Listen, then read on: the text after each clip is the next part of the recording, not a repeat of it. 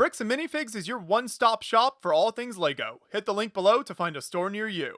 Hi, I'm Quinn Roberts, and this is my 1/45 scale rendition of the USS Olympia, which was launched in 1892 and is most notable for its role as Admiral Dewey's flagship in the Battle of Manila Bay, although it also served in World War I, patrolled the Balkans to promote stability there after the First World War, carried the unknown soldier from France over to the U.S., as well as took part in an Allied intervention in the Russian Civil War.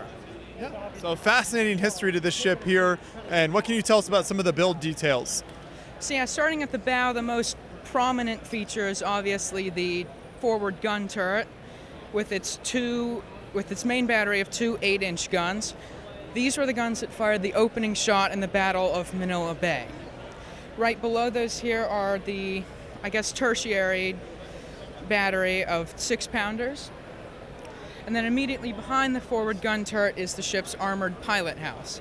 This was for during battle to protect the steering gear and engine room telegraphs, but behind 4 inches of steel.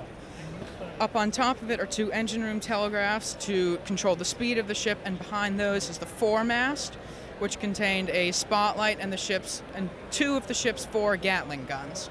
Immediately behind that is the pilot house, which is made out of teak and had another steering wheel and another set of engine room telegraphs.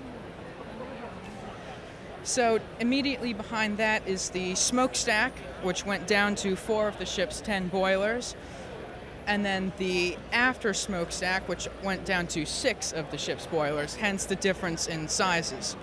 Below those in the superstructure here are the ship's 5-inch guns, the secondary battery. And then these racks here would be for storing the ship's boats, which I haven't included because of just so people can see inside the deck. Around those are the davits, which would have also held boats, 2 towers for searchlights. And then continuing to move back, this skylight would have gone down into the officer's mess.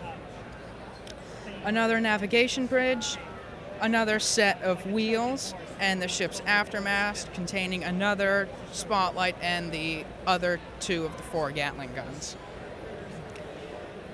Continuing to move back, there is the after turret containing 2 more 4-inch guns, and then the ship's 2 propellers in the very stern.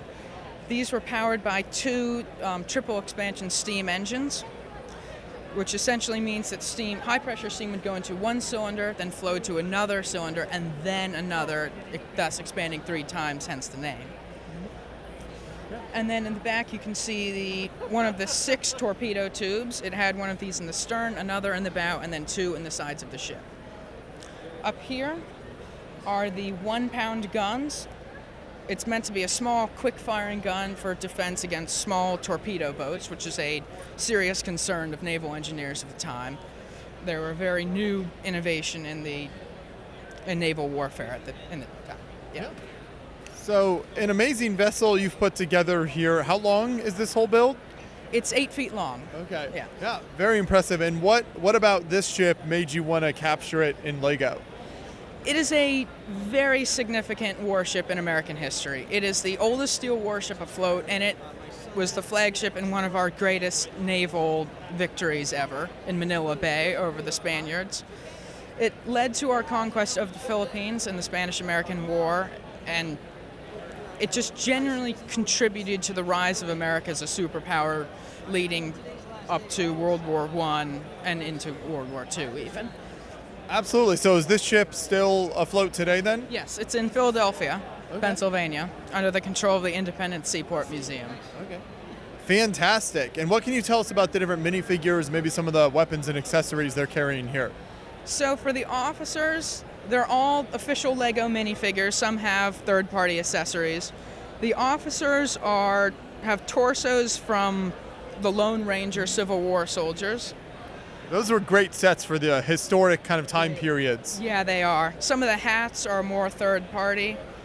And then I have these torsos. They are from the Build a Minifigure at LEGO stores. It's kind of a more generic sailor torso. It's very effective.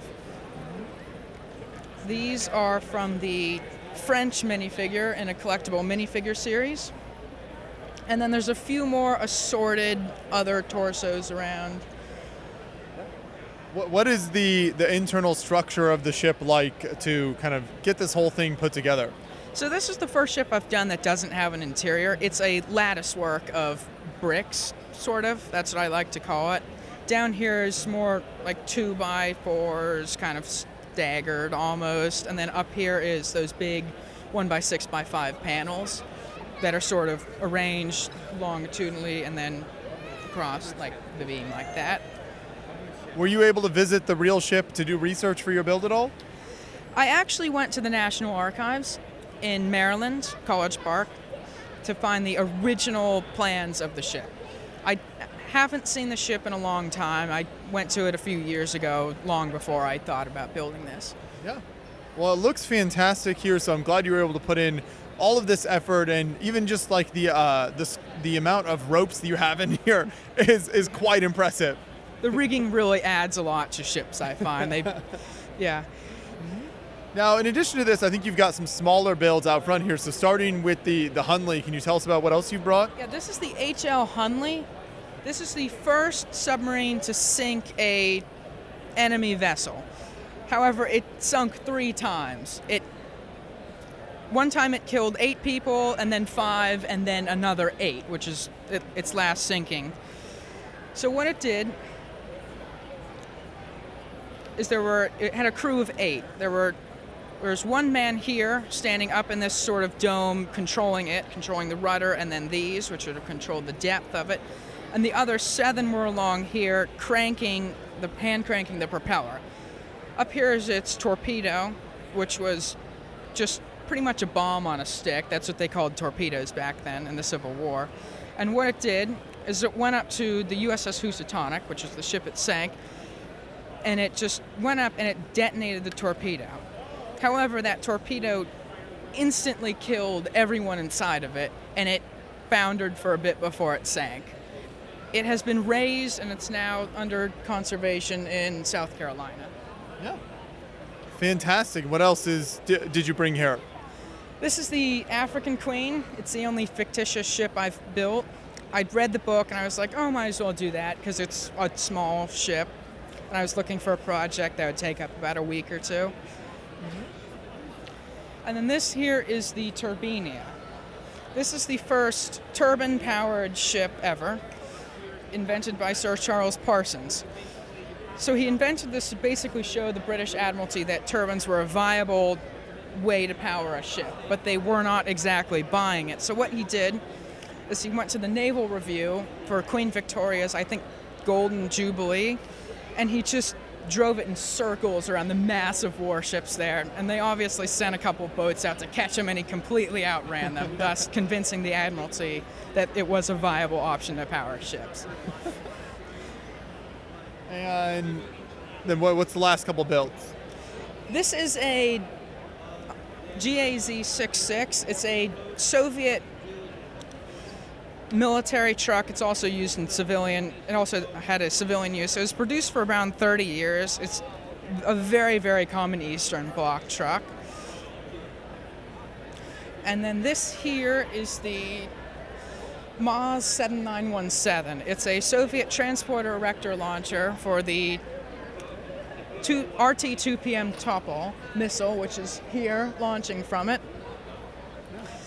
Yeah, so I originally built this with the missile silo down, but a lot of people at shows asked, can it go up? So what I did is I modified it so it can go up, and then added the missile on top of it. So it was interesting engineering challenge to get it all rigid and make sure it stayed up. Yeah. No, it's very impressive looking. How tall is this whole when it's like this? This thing is 5 feet, so it's 8 feet off the ground when it's on one of these tables, pretty much. Yeah, amazing work here. I've always loved to see your ship builds and just everything you've brought out to Brickworld. So thank you so much for taking us through the history and all the build details here. Appreciate it. Thank you.